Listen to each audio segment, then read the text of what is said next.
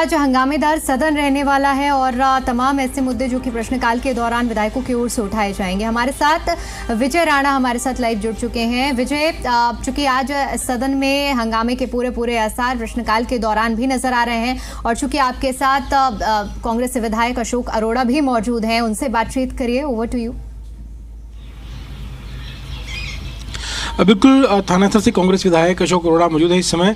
Sir, आज का जो दिन रहने वाला है, बजट पर चर्चा होगी, इसके अलावा क्वेश्चन आवर में कई महत्वपूर्ण मुद्दे उठाए जाएंगे। अगर हम मुद्दों की बात करें, इनेलो की ओर से एक सवाल लगाया गया है किसानों पर कर्ज को लेकर, जो बड़ा मुद्दा है प्रदेश का। एक तो सरकार से पूछा गया है कि कितना कर्ज है किसानों पर और पूरा डिटेल क्या है, जिलावार कितना कितना कर्ज है किसानों के ऊपर। तो एक वो मुद्दा जो है वो उठाया गया है।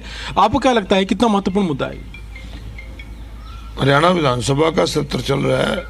सत्र के में हमने बहुत मुद्दे उठाए हैं, परंतु सरकार की तरफ से किसी बात का भी कोई जवाब नहीं आया। आज जो प्रश्न की बात कर रहे हो किसानों की हालत बहुत माड़ी होती जा रही है। दिन प्रतिदिन किसान कर्जे के नीचे दबता जा रहा है। उसका मेन कारण है कि कांग्रेस सरकार की तरफ से जो MSP तय की जाती है, सरकार को नहीं मिलती, समय पे उसे बीज नहीं मिलता, नकली दवाइयाँ मिलती हैं, नकली खाद मिलती है। तो इस प्रकार से किसान का मुद्दा महत्वपूर्ण है, क्योंकि किसान हमारे प्रदेश की जो अर्थव्यवस्था है टोटल की टोटल खेती पे जुड़ी है। जब तक वो मजबूत नहीं होगा, प्रदेश मजबूत नहीं होगा, तो सरकार को इस मामले में गंभीर होना चाहिए। इसके साथ साथ गिरते भूजल के ऊपर भी हमारी आज शॉर्ट टर्म डिस्कशन पे है कि भूजल का जो नीचे का पानी नीचे जा रहा है और पानी दूषित भी बहुत हो रहा है, उसकी वजह से हमने लगाई हुई है, उस पर भी हम चर्चा करें। जी, जो आपने भूजल की बात की, ये भी एक बड़ा मुद्दा इस समय है, क्योंकि कई जगहों पर बीमारियां भी सामने आ रही हैं। खासतौर पर जो सिरसा और डबवाली हिसार का जो इलाका है, उस तरफ ज़्यादा समस्या इस तरह की पेश आ रही है। तो उसके लेकर आपने रिसर्च वर्क भी किया होगा कि कहाँ कहाँ जो भूजल है वो उसका दूषित वो हो रहा है, और सरकार ने क्या कोई कदम उठाए हैं? कोई जानकारी आपको ऐसी है? घग्गर के साथ लगते और यमुना के साथ लगते इलाकों में जो पानी है नीचे का पानी जो है वो दूषित हो गया है, क्योंकि इनमें फैक्ट्रियों का पानी डाला जाता है। उससे पानी, क्योंकि जो रिचार्ज होता है वो दूषित पानी से हो रहा है, इसलिए पानी दूषित होने की वजह से कैंसर की गंभीर बीमारियां फैल रही हैं।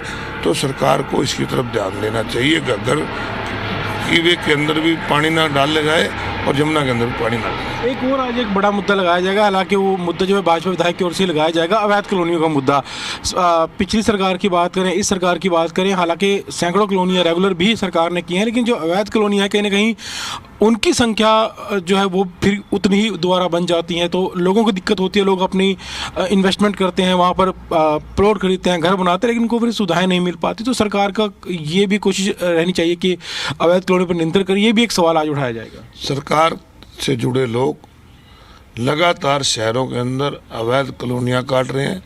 यही नहीं, बहुत बड़ी बड़ी 4-4 मंजिली बिल्डिंग के शोरूम काट रहे हैं, परंतु सरकार की तरफ से पहले ध्यान नहीं दिया जाता, जिसमें आम आदमी उसमें फंस जाता है और उसमें फिर सुविधा मिलती नहीं, रजिस्ट्री होती नहीं, NOC मिलती नहीं, फुल पेमेंट एग्रीमेंट पे सारी बातें होती हैं। तो सरकार को चाहिए कि सख्ती करे, जो भी अवैध कॉलोनी काटे उसके ऊपर सख्ती। और अवैध कॉलोनियाँ इसलिए कट रही हैं कि सरकार की तरफ से सेक्टर नहीं काटा गया। जब से BJP सरकार बनी हरियाणा प्रदेश में एक भी सेक्टर नहीं काटा गया। अगर हुड्डा द्वारा सेक्टर काटे जाते, हुड्डा इकोनॉमिकल वीकर सेक्शन के भी वहाँ प्लाट मिलते, ड्रॉ से प्लाट निकलते, हाउसिंग बोर्ड के फ्लैट बनते, तो गरीब और आम आदमी को उसमें सहूलियत मिलती। सरकार को इस तरफ ध्यान देना चाहिए। सरकार को हुड्डा के सेक्टर काटने चाहिए ताकि आम और गरीब आदमी को फायदा हो। जी, इसके अलावा अगर हम बजट की बात करें, क्योंकि आज भी बजट पर चर्चा होगी और लगातार जो चर्चा जारी है, कल भी बजट में जो चर्चा हुई थी तो सबसे बड़ा जो मुद्दा उठा था वो कर्ज का मुद्दा उठा था कि प्रदेश पर कर्ज बढ़ रहा है और जो बजट पारित होता है उसमें एक बड़ा हिस्सा जो है वो कर्ज को चुकाने में चला जाता है। और जितना सरकार ने बताया है कि 13% बजट इस बार बढ़ाया गया है, वो भी उससे कम बढ़ा है, 13% नहीं बढ़ा। कांग्रेस ने इस तरह के सवाल उठाए थे। मैंने स्वयं बजट पे बोलते हुए सरकार से कहा था कि आज 3,52,000 करोड़ का कर्जा आपने इसमें धराया है और इसमें अगर जो हमारी कॉरपोरेशन वगैरह का कर्जा जोड़ दें तो ये 4,37,000 करोड़ से ऊपर चला जाएगा। तो एक बहुत चिंता का विषय है। एक तरफ तो हरियाणा सरकार का बजट बढ़ रहा है और दूसरी तरफ कर्जा बढ़ रहा है, तो कहीं ना कहीं ये मिसमैनेजमेंट है, इस पे सरकार को ध्यान देना चाहिए। जैसे कल कर्जे का मुद्दा, तो आज किस मुद्दे पर ज़्यादा चर्चा होगी बजट को लेकर? किस मुद्दे को कांग्रेस आज उठाने वाली है? बजट के अंदर जो सरकार ने चीजें बताई है उसी पर चर्चा करें।